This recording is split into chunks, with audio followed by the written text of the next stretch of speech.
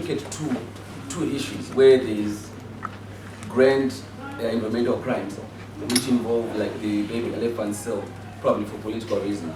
Then there's petty environmental crimes, petty as in the academic term, not as in as we see it.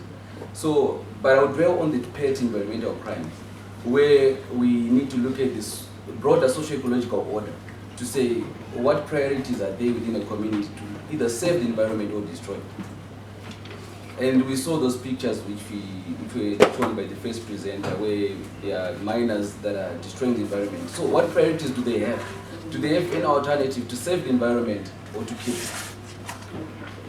So that's what we have to look at. And because of the economic situation that we have, people, the last resort to livelihood probably is natural resources and the environment itself, where people have to sell firewood and they have to look for gold.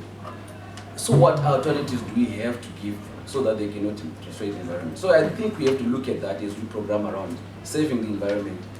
What are the priorities? What priorities does the communities have?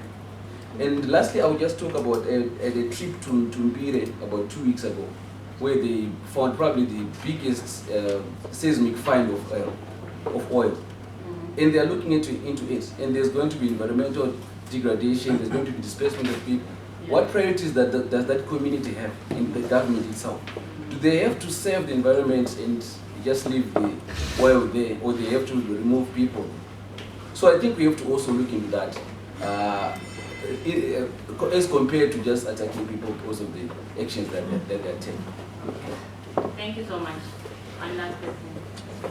Okay, my name is Socio-Ecological from Zimbabwe for Human Rights. My question is directed to the second presenter, the overview of Zimbabwe's legal policy.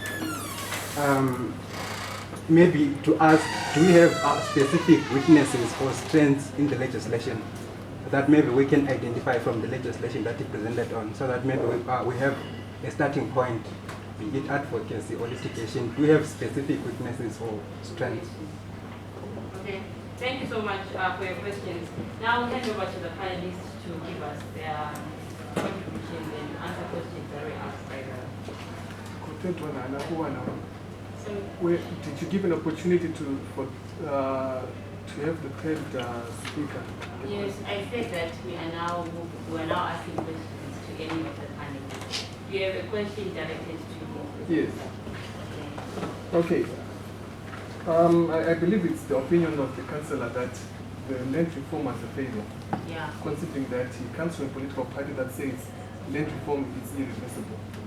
If it was a failure, definitely it should be reversible. But the fact that they say it's irreversible means there is success to some degree. Hence, my question is, what has he done as an individual to help the youth in his community? Since he's an elected individual, there are elected promises. What has he done as an elected individual to help youths in his community get information on, one, how to get land, two, on how to participate in the current land redistribution process? Then thirdly, what has his party done instead of being bystander to this whole process?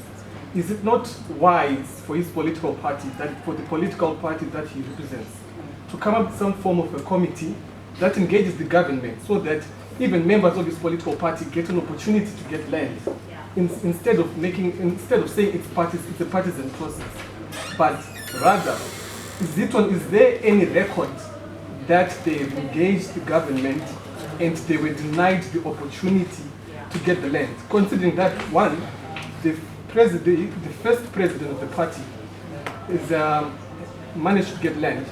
The current president of his political party also managed to get land.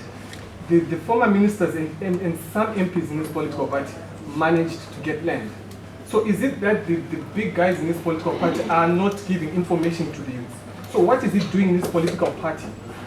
And is it not wise that they form a commission or a sort of an arm to engage the government so that all the youth get information and access to land in this new phase of land redistribution? Thank you so much. So now we'll ask the panelists to give us their statement for them. So if I need 5 minutes, guys, I'll tell you 5 minutes. Right? We will start.